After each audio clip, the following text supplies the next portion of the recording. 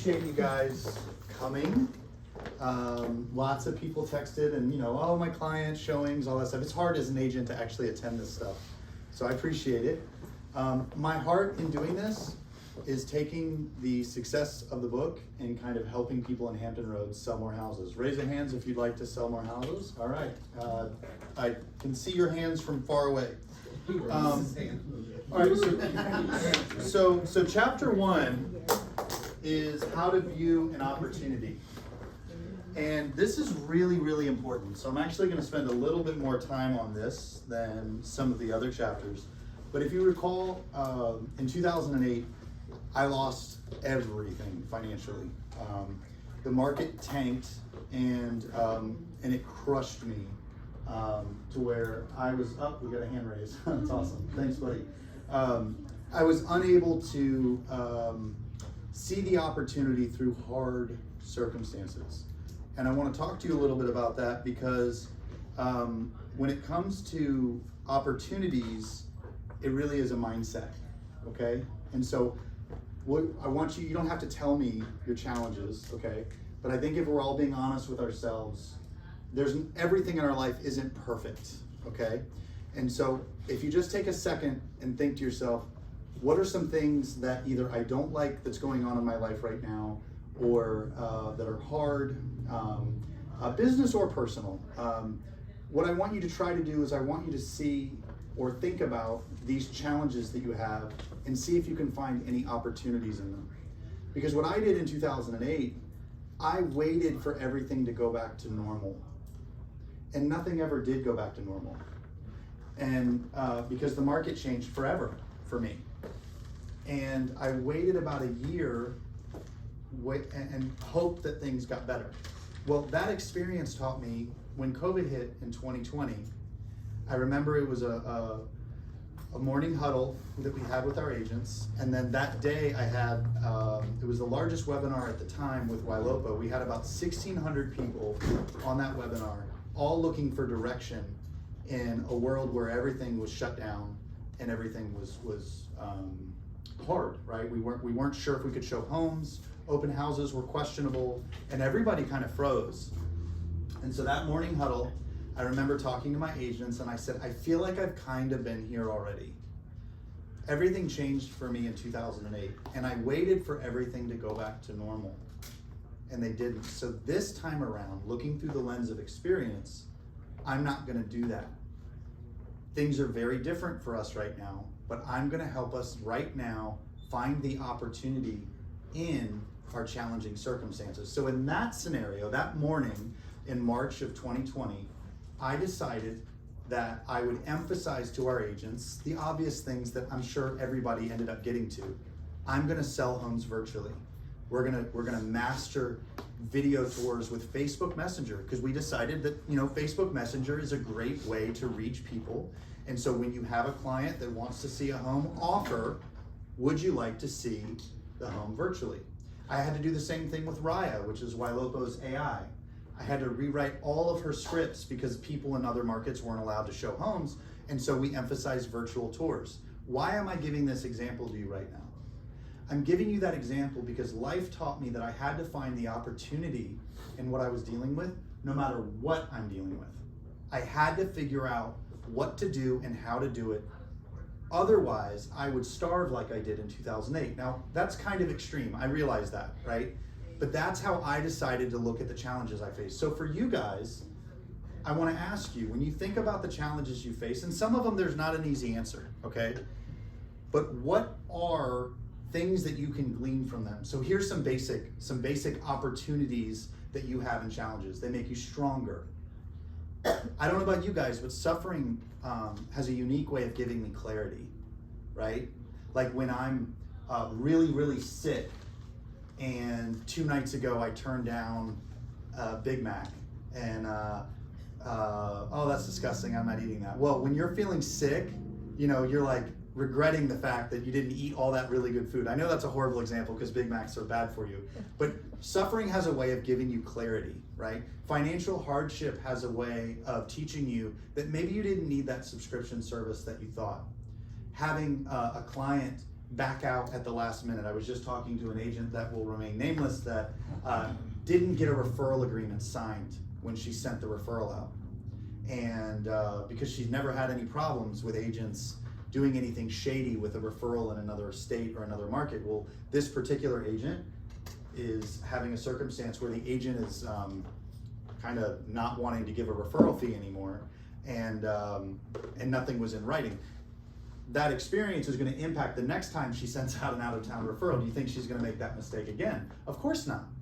And so opportunities in real estate are everything. I don't know about you guys, but one of the scariest things that I can go through as an agent is when I wake up in the morning and I don't have anything to do. That's a scary feeling. And so for me, I decided that any chance I got to be successful, I was going to swing, to use a baseball analogy, I was going to swing the bat as hard as I could every single time.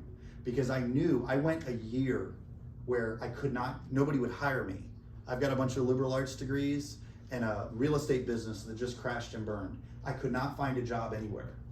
And so I decided that no matter what was presented to me, if it was a good opportunity, I was going to literally give it everything I have. And I haven't quit that. And I've had hard situations after that, as I'm sure you guys do at times, and even maybe right now. But you've got to look for the good. So for me, in 2008, I didn't see that REOs were the path I could have taken, right? I don't know if anybody did, but I didn't have the foresight of experience to say, all right, lots of foreclosures, home values dipping. What can I do quickly to get involved with foreclosures? Because I was so focused on my suffering. I was so focused on my credit line going up. I was looking at the problem, and instead of having faith and belief in myself and faith in God, I focused on the problem. And just like Peter walking on water, that's when he sunk, right? He focused on the winds and the waves, and that's when he started to not drown, but he started to sink. And that's the same way with us. And so you've got to try to find the opportunities when things are hard. The secret I have found to doing this is gratefulness. When you are grateful by disposition, and sometimes just by choice, you don't feel grateful, but when you choose gratefulness, there's something that happens in the brain. You look at problems differently. I hate this, but I'm grateful that I can. And so I'm going to give you guys a way to download all these digitally. This is a course that we teach on the book, but you don't need to do this right now, but this is something that I have found has helped me. Write down a list of people in your life that you're grateful for and list why. Okay, that's it. That's hopefully not hard for you to do. But then the next one is write down parts of your current career that are better than other jobs or careers that you've chosen in times past. You know, we talk about annoying clients, and Craig is laughing because he was just telling me about how challenging he flies planes for a living, and that comes with a lot of challenge. He's an airline pilot, and that has a lot of challenges. Well, when real estate is hard, which it is many times, being able to reflect back to a horrible career where maybe you weren't appreciated, or you were pushed around, or you didn't make much, you can reflect on those career choices and why you're grateful for real estate today. And then parts of your life that bring you joy or that you look forward to right now. So these are things that you can always have in the back of your mind as reasons to be grateful. And if you are grateful, it will change your friend group. Because the last thing a negative person wants to hear is positivity. I'm going to say that again. The last thing a negative person wants to hear is positivity. Think about it. So let's say I'm here and I'm like, oh my gosh, real estate was so much easier 10 years ago. The market sucks, rates are high. Tyler says that hit him. But the rates were better back then. I remember when, you didn't have all these fees, and you didn't have to compete with Zillow, and then I come along and I say, no, I hear you. That you're right. But man, isn't real estate amazing? Do you think they're going to want to talk to you? They're not. Misery loves company. They want you to be miserable too. And so when you are, our water cooler is in literally the smallest room in our office. It's tucked behind that corner, so people don't hang out there. But in other offices, people go and get water or coffee and they hang out. And a lot of times they do complain about their clients. And they do complain about, this agent doing this, or, this particular listing agent being shady. And not that those things in and of themselves are bad, but when you consistently find yourself complaining, you will attract more of it. You will attract, like attracts like, okay? And so the fastest way not to hang out with negative people is to be positive. Either they're going to catch your positivity or they're going to leave you alone. Either way you win. Either way you win. And so for you guys, I guarantee you there will be new challenges that you will face in your life. Some professionally and some personal. But I guarantee you will master it and be stronger as a result if you find a demeanor of gratefulness in the midst of the challenge. Now, this has continued to bear out in my life as I face new mountains and new challenges, as my business has grown and the organization around me has grown, and every job that I've done, new problems have come. There's never a point in time where the problems stop. In fact, the most successful of people I know behind closed doors are many times a hot mess. They don't have their act together. They just look like it. And you think, oh, I wish I was like them. I wish I was a top producer like them. They still have challenges. We all have challenges. Some have learned how to level up in the midst of them. And so for you guys, in this first chapter of the book, how to view an opportunity, if you avoid negative people and you decide to be grateful, you will find yourselves always getting better, always leveling up. And so now it's not that suffering doesn't hurt. It's that because it hurts, I grow. I'm going to say that one more time. It's not that suffering stops hurting. It's that because it hurts, you grow. And I've realized that there's like two paths that you could take when bad stuff happens. You can either allow it to destroy you and you become that bitter, angry person that doesn't level up because of challenges in your life, or you grow because of it and you become an inspiration to your clients, your family, your children, and the other professionals in your life. And that comes down to a decision. We are not victims to hard things. We choose either a victim mentality or a victor mentality. So anybody have any questions about how to view an opportunity? That's more mindset stuff, and I'd like to cover the first 3 chapters of the book. But does anybody have any questions about viewing an opportunity, or an example of where maybe this has happened to you and you had to make a decision on how you were viewing the circumstances you were facing? No, I know it's a hard question. Yeah, John. So a challenge that I see a lot of people run into when I'm trying to coach some of my agents through it is how to identify the problem and address it. Yes, this is a problem. Yeah. Without getting caught up and focusing on the problem. Hey, identify the problem, but don't focus on the problem. I feel like I'm telling them to do and not do the same thing. No, I understand. Yeah, no, it does, because you're trying to get them to not get stuck there. Mm-hmm. And when I know for me personally, making sure that if I was talking with you and you were doing that, I would want to feel like you get it before we move on to fixing it. Because in our society, we don't fix problems. We busy ourselves and get distracted, and we never deal with what really is going on. And so I know for me, when I have something that's really hard, I acknowledge that it's hard. I give myself grace, right? I'm trying. I'm doing the best that I can, and then I give myself grace that, look, there's no should here. There's no absolutes on on a lot of these things. There's no thou shalt not kill. There's no chapter verse on how to deal with a lot of these problems, and so we We just have to acknowledge that, face it. And I know for me personally, it doesn't solve the problem, but somehow it doesn't, I don't keep it buried up inside. And so for you, when you're dealing with your agents, maybe a tip would be make sure they know that you hear them before you move on to step 1, step 2, step 3, so that you can actually help them like platform off of it. So yeah, what I'm not saying is I'm going to be happy all the time because that's what we're supposed to be.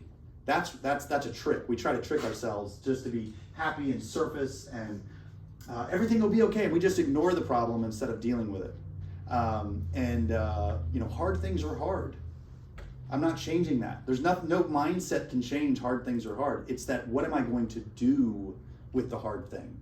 Is it going to make me a beast in my business, or is it going to crush me and be that weird agent when you call, I'm always passive aggressive and angry and bitter? I mean, really, like, that's what it comes down to. Those people, they have not dealt with their garbage, and that's why they're so mean to everybody all the time, because they're just stuck there. And so for us, you can't ignore it. You gotta acknowledge it, and then you've got to look for that opportunity, and that is a mindset decision. The last 6 months in real estate have not necessarily been easy for a lot of agents. I'm not saying your production's down. I'm saying with rates going up and rates going down, it's been hard. It's been very challenging for a lot of agents. And you have to make a decision, are you going to level up as a result of this? And so that's, to me, one of my favorite things about life. Hey, come on in, have a seat. That's one of my favorite things about life, is you can make a decision today to be different.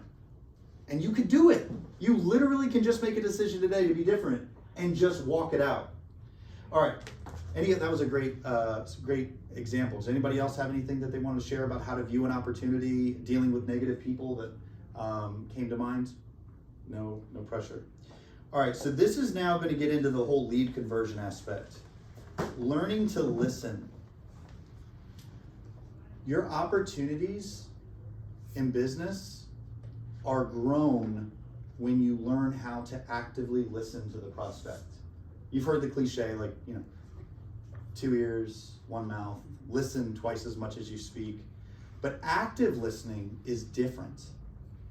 So I can listen to you talk. You shared a story, John. And what if after you shared your story, I was like, thanks for sharing that, John. Appreciate that. But I didn't actually share anything about what you said. There's a subtle difference here, right? So that when a lead says to us, I'm waiting a year, not really sure, I'm kind of confused, I could just say, okay, well, if you need anything, give me a call, I'll shoot you an email in 3 months if that's okay. That's what a lot of us do because we're very nice and we're trying to make people happy. Instead of actively listening and saying, okay, I hear you say a year, can you tell me more about how you decided that was going to be your plan? Active listening. You hear the words that are coming out of their mouth and you formulate questions to understand what they're saying. When you actively listen, you surface an opportunity to be involved. I'll give you another example that's a little bit easier to follow. A lead says to you, let's see, that they're saving up money for a down payment, okay? Instead of being discouraged by that, you can see that as an opportunity. How did you decide how much to save? That's active listening. And one of the assignments I have people do in the class that I teach virtually is a listening exercise.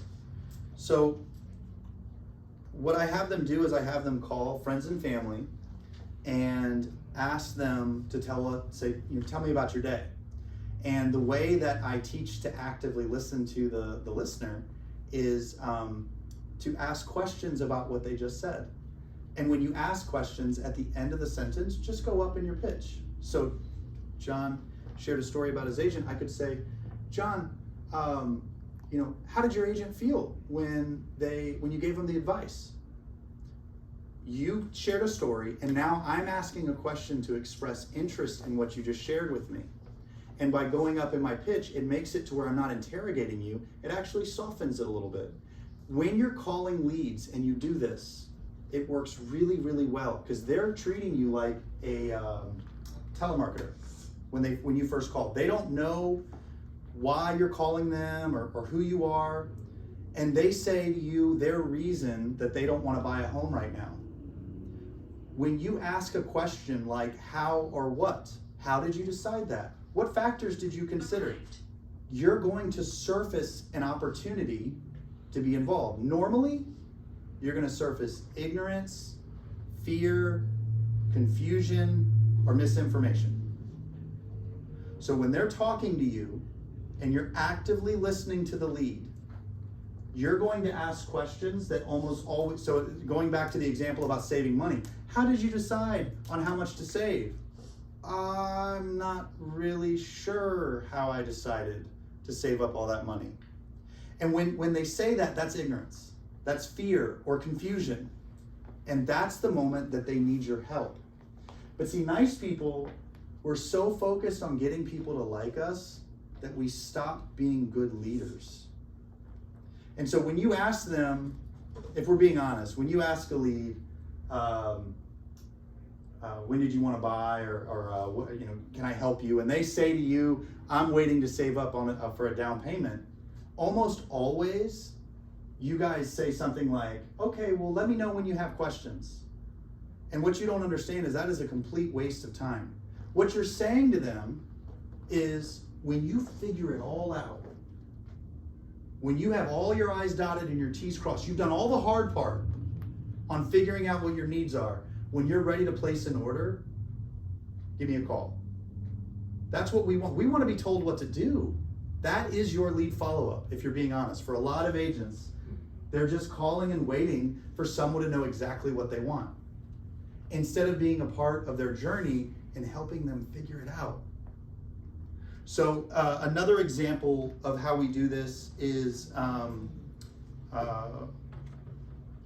when they, instead of being interested in what it is they're saying, we take it as a personal rejection. So they don't want to talk to you, and they're like, yeah, I'm not really that interested. And we're so consumed with making people happy that we actually don't dig at all. We're not trying to find out more about their journey because we're more focused on getting them to like us than we are actually helping them. And so the focus that we need to have is, it's not about you. So everybody say out loud, it's not about me. It's not about me. It's about them. And so when you're asking them questions to find out what it is that they want, what you're going to do is you're going to be consumed with what's best for them, not do they like me or not. We're too motivated by getting them to like us. And that's actually not your job. Your job is not to get them to like you. Your job is to help them with the largest financial transaction of their life, more than likely. And the way you're going to do that is ask them questions. So my favorite questions that I like to ask, some of you have heard this and you're still, some of you use it, but I want to make sure that I emphasize it. A lot of you are asking leads, what kind of house do you want? And they have no idea. And so they almost always say, I'm not sure, I'll get back to you. So a better question to ask when you're trying to surface opportunity and listen through active listening would be, what are you hoping to change about where you live right now? So when you call a lead, and instead of saying, hi, I'm calling to see what you want, I'm calling to see what kind of house you want, I'm calling to see if you have questions, I'm asking for certainty from them. And that's not fair to them because they don't know what they want yet. But if I say, tell me about what you hate about where you live, I guarantee you they will gush all over you with information. Every single time. Because everybody knows what they want to change about where they live. What's interesting about that is you're actually leading them down the path of self-discovery when you do that. Because they have no idea what they want, but they've never thought about it that way. People pay therapists a lot of money to lead them down the path of self-discovery. And so when you start asking questions that causes the brain to think, that's valuable. That's why all the greatest philosophers over all time, Socrates, Jesus, like you name it, everybody that was a leader They use questions to teach their students. And so another good question to ask is, have you been looking for a home long? Boy, you will surface a lot of garbage when you ask that question. So if they're not talking to me, I call them and they're non-responsive or not helpful, so yeah, tell me more. Like, have you been looking for a home long? Yeah, a year. Okay, I'm gonna stop typing. I need to hear more about this. Why the heck are you looking for a year? What happened? And they're gonna tell you this horrible story, more than likely, of how they got approved and thought, but then there was a mistake, and and now you're getting all this intel and you're actively listening. And as you listen to them, you're gonna hear an opportunity to help them. That's how you convert middle of funnel leads. Middle of funnel leads are in the middle of their journey because they have no idea what they want yet. They maybe know a city or a price range, but they don't know school zone. They don't know bedroom count maybe. They don't know backyard. They don't know crime rates. They don't know commute yet. And so they're thinking about all these details. In your mind, you're like, yeah, we'll deal with that later, but that's where they live right now. Where they are right now is a state of confusion, and you're hoping for certainty.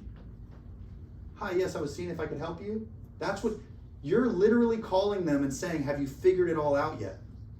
Instead of saying, I know you haven't figured it all out yet. So let me ask you some questions to get you talking so that I can start to be a good leader. And you got to do this afraid. When you're calling strangers and they don't want to talk to you, it's scary. Did you know that you only need courage when you do something while you're afraid? We think courageous people aren't afraid, but you actually don't need courage if you're not afraid. But if you do things while you're afraid, that's when you have courage. So if you're afraid to call strangers about real estate, do it anyway. Just do it afraid.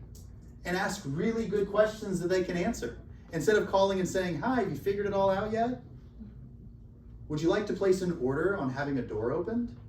That's literally what they think. They think they need to have everything figured out. And then as soon as they figured it out, they call you and say, yes, Saturday at 2, please open the door. Now, we know that's not your job. That's a part of your job, but your job is not a door opener. Zillow wants that to be your job. I don't know if y'all know that or not.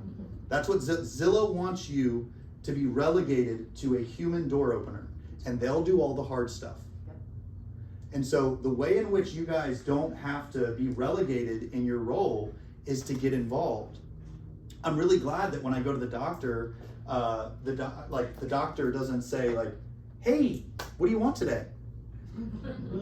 That's illegal, right? Like, it doesn't work that way. Like, they ask me about my symptoms, and then they ask me about my habits. They ask follow-up questions. They're involved, right? You go to an attorney, you don't just sit down and say, yes, please file a lawsuit with this person. Don't worry about the law and all that stuff. I just want to sue this person, right? The attorney's like, well, hold on, I need to know more. I do happen to know the law, and I can tell you what the law says about your circumstance. So they get involved and they ask a lot of good follow-up questions. Another good question to ask leads is, if you were 12 months away, what's the perfect scenario with your real estate goals? So the way I ask that question is I say, all right, so it's February 23. So February 2024, what's the scenario where you and I are sitting having a cup of coffee next year and you look back and you're like, man, this worked out great. And they probably don't know, to be honest with you, but that's the start of getting them to think about it. What is it they want to realize in their real estate goals? Another way to say it is, if you could wave a magic wand and have this all figured out, what would that look like for you? Getting them to dream. They think they need certainty with you, and that's why they don't want to talk to you. They register to look at pretty pictures. The Realtor Association did a survey of the average consumer, and overwhelmingly, they just want more photos. That's what they said. They were like, I just want more photos. I want to look. That's my ask. And so Zillow took that information, and that's why you notice their photo count has been up to, I think, over 60 now. Used to be 32, because they know they want to give what the consumer wants. Now we all know that it's just the same photo over and over again, but they don't know that, because they're trying to give the consumer what they want. And so for you guys, you've got to help them figure that out. Another one, do you have a friend in the mortgage business by chance? Now, the only reason I ask that question is I want to talk about the money. The money is the reason that they're scared and they're confused. They look at the listings that you send them and they get excited, but if they haven't been pre-approved yet, there's a part of them that's wondering is like, okay, can I really afford this?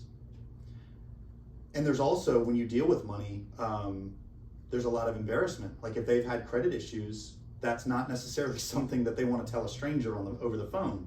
And so do you happen to have a friend or a family member in the mortgage business? Now they'll say yes or no, and I actually don't care kind of what the answer is, because I'm just going to say, let me tell you why I'm asking. Let me tell you why I'm asking. You sound like my other clients. Now I'm making them feel normal. You sound like my other clients, and this is a really big purchase, and you kind of sound like you're guessing a little bit. I would love to empower you. Empowerment's like a really big buzzword in our culture. I would love to empower you and give you certainty with your search so that when you're looking at homes online, you're not wondering, can I afford it? Here's what I think you should do next, Mr. Buyer. So I've listened enough, I've asked enough questions that I'm able to say, in my professional opinion, this is what I need you to, this is what I think you should do next.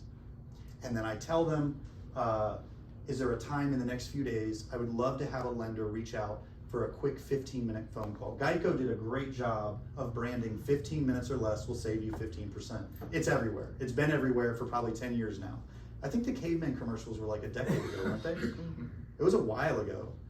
And it worked. 15 minutes or less will save you 15%. I would love to get you on the phone for 15 minutes with my lender. I would love for you to have nothing more than certainty. If you don't want to sign anything or run your credit, I don't care. I just want to give you clarity because this is too important for you to be guessing. And then we get off the phone with the lead. We send a text message to the lender and the lead. None of this, here's my lender's number, give them a call. They're too scared to do that. Now, if they figured it all out, they're at the bottom of the funnel and they have certainty and they know they love 123 Smith Street, they have no problem calling the lender. But in the middle of their journey, when you're talking about clarity and decreasing anxiety, they're not just going to call that person on their own normally. But you send that group text to them, they're actually going to get a text. The lender's going to confirm the time. Is tomorrow too good? Yeah, great. And here's a technical hack for you. When you send a text message to a lead and you put the person's name, so in this case, we use Belinda with Essex Mortgage. When she calls from the number that I texted, the lead's phone will actually ring. I don't know if you guys know it or not, but in the last version of the Apple iOS and Androids, I forgot which one, they always do desserts, but the most recent Android, if the phone number is unknown, by default, most of those phones don't ring. That's why your answer rate has gone down so much. But if they have your number in their email or their text message, it'll say maybe in the person's name. You guys have seen that now, right? So when you're getting the lender on the phone through a text and they're calling, they're actually going to start to gain clarity. Once they figured out what they can afford, you just shrunk a 12-month nurture lead to 3 months, all day long. And if you master these questions and active listening, I guarantee you will always have an abundance of opportunities. There are way more people in Hampton Roads that don't know what they want yet than there are people that do. And so this whole checking on you, see anything yet? Can I help you with anything? That is not valuable. It's mildly annoying, which is why they answer once and never answer ever again. So that whole thing with someone from Google or Facebook, really, if they're from a Google or Facebook, they almost always don't know what they want yet. All right, so creating an opportunity. Well, the good news is we're not selling, as I say all the time, vacuum cleaners or pencils. We don't have to create this need to want a house or a roof over your head. And so when I worked for that steel building company, this is chapter 3 now for those that are paying attention. We would get we called them overhead calls. Now these were $40,000 garages, okay? Somebody would call in and only the best salespeople would get those leads. And when you would get the call, you would have to get them to buy a building on that phone call. And I don't know about you guys, but I don't like normally just spend $20,000 on a garage at the drop of a phone call. And so the way they taught us to do that was to create a false sense of urgency. We just had a cancellation on a building that was bigger than yours. I can chop it up and I could probably get this for 70% off for you today if you're willing to buy it today. Is that something you're open to before I go talk to my manager? Are you in a position to put a deposit down? That's what we would do. And if they were looking for a garage, it worked really, really well. Like, oddly well. Because people didn't want to give up this amazing opportunity to catch a once-in-a-lifetime deal. Well, obviously that didn't make me feel good about myself. I wanted to be able to lay my pillow or my head on my pillow at night and know that I'm doing things the right way and that I'm ethically above board. And so I won't go through all that story, but in real estate, you don't have to create a false sense of urgency. People want a house. Now, they might not want it tomorrow, but they want it. And so what you've got to do with your lead nurture and all of these text messages and emails and voicemails, I'm going to give you a way to download them quickly in a moment. But I want to read, so I want you to compare these text messages that I'm reading to you right now, compare them to what most agents do. Hey, this is so-and-so with so-and-so Realty, checking to see if you needed any help with real estate is what most agents are texting. So, this is Barry with BHG. I had a note that you were looking for a few homes online in Virginia Beach. I believe there are a few that you missed. Would you like me to text them? Not groundbreaking stuff, but it's actually valuable. I see you're looking in this city. I think you missed some. Would you like me to send them? Another one. I was going through my files. I don't see if you ever found that home you were looking for. There's a few around 123 Smith Street that you were looking into that I think you might like. How would you like me to send them? So again, being relevant to what they looked at on my website. I know you looked at 123 Smith Street. I think there's some more. Would you like me to send them? See, that hits different than, hey, did you want to get coffee next week and talk about real estate? I'm actually like focused on what they want. And I'm adding value so that they see value in communicating with me. I can't remember if we ever discussed your financing consult for the goal of buying. I know you're not ready, but if you're hoping to buy in the next 6 to 12 months, I don't know why that works so well, but 6 to 12 months seems to be like a really safe round number when you're doing your prospecting. If you're looking to buy in the next 6 to 12 months, there's a few things that we can confirm for you. Another one, I found this article on buying a home and mistakes to watch out for. Here's a link. Let me know what you think. They'll probably never read it, but they will remember that you sent it. And that's why it's value-based lead nurture. We just released a buyer guide. I thought maybe you'd enjoy it. Let me know. Expireds. So here's a voicemail that before it was illegal to mass drop voicemails. So we would do this. We would mass drop voicemails. We don't do it anymore, but if our agents are calling expireds, this voicemail, literally, I can think of under 10, but above 5. So maybe 7 times a person got the voicemail, called and said, Barry, I received 50 messages on my expired listing. I'm only calling you because of the message that you left me, okay? And then we'll talk about it. This is Barry, blah, blah, blah. I hate to bother you, but I saw you had trouble selling your home. I've sold several in that area. I figured I'd reach out because when I checked it, there were a few things that stood out as to why your home hasn't sold. And it's specifically with regards to some of the big websites like Zillow, Trulia, and Realtor.com, and how you're not showing up high in any searches. There's several things that could have been done differently that I'd love to chat with you about. That's it. But see, the consumer, when they think real estate, they think Zillow. Zillow has like one of the highest brand recognitions of any industry, not just real estate. And so they're thinking Zillow. And I get on there and I'm like, hey, and I talk about photo count, public remarks, like how long the remarks are actually impacts some of that stuff. Not groundbreaking things, but they would say to me, I'm not in person. I don't want to waste time at this. This was as I was phasing out of production. So I didn't want to actually meet with people. Sounds so bad. But I would do all this over the phone. And then I would say, so yeah, that's why. Hopefully when you list your home again, you'll know this stuff and it'll actually help you. By the way, while I'm here, when do you want to list it again? That was my close. And that's what worked. Because it's focused on bringing value, giving them insight into Zillow and Realtor.com. They resonated with that.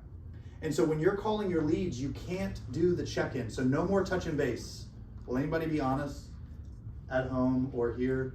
You leave voicemail and say, hey, just touching base, just checking in. All right, so a bunch of you are shaking your heads. I won't make you raise your hand. So you've got to see that that is not valuable because they don't know what they want yet. If they had to move in 30 days, they would love that in voicemail. Like we get people relocating because of the military. They've got to be in a new house in 30 days. They love being checked on. They want you to check on them every like 4 hours because they've got to move fast. That's just not the normal lead. And we call the leads tire kickers. That's what we say. Like, oh yeah, I just got a bunch of people that are shopping. Nobody's really serious. This market's horrible. And I'm over here looking for the people that start the conversation with, I'm really not sure what I want yet. I'm probably not ready to talk to you yet. I love that person. I make all my money off of that person. Because I'm like, I'm so glad that you have no idea what you want yet. That's why I'm here. Tell me, I know you're not ready, but I would love to hear about what you want to change about where you live. And then they just share and share and share. Using active listening, I get to build real rapport. Now here's the difference with rapport building. If I'm focused on getting them to like me, I'm gonna try to be their fake friend. Now, I don't have time for my real friends. Tim Jonquist, he's one of my real friends. He'll call me, and man, it'll be a week before I call him back sometimes. And I'm not proud of that, okay? Like I shouldn't do that. But why would I wanna become fake friends with you when you call me about a house? Like I don't wanna talk about where you grocery shop and where we went to high school. I'm not trying to be rude, but I don't know you. I don't need you to be my friend right now. Like you're trying to sell me something and it's confusing for me. And I had an agent, and I think I put this in the book. I should probably read my book again. But the one agent, she would leave really long notes. We shop at the same grocery store. Our children went to the same schools. We both attend similar churches. And it's just like this. And every single one was like a short novel. And her nurture lists were the longest out of anybody else in the firm. Nobody else left longer notes of their conversations. But you know what? After that first conversation, nobody talked to him again. And it wasn't because she didn't do a good job. I think she became the best fake friend that she could have in that 10-minute conversation. But that's not what the consumer wanted. They wanted to shop for a home. They weren't shopping for a new friend. So I'm not telling you to not be friendly, but authenticity in our culture is actually the thing that people look for in someone to work with in business. When they feel like they're working with somebody that's real and transparent and honest with them, that is an attractive trait when they're dealing with a real estate agent. So wouldn't it be much more authentic to ask some of these questions? And what are you hoping to change about where you live? I don't have a backyard. I have a condo. It was really nice, but now I have children and I would love to have a backyard. Wouldn't that be a really great moment to develop genuine, authentic connection with them? Maybe you have kids. Maybe you've got nieces or nephews. I don't know. But now you have a moment to be someone other than a salesperson. I've got kids too. I love putting them in the backyard, letting them run around and just hang out.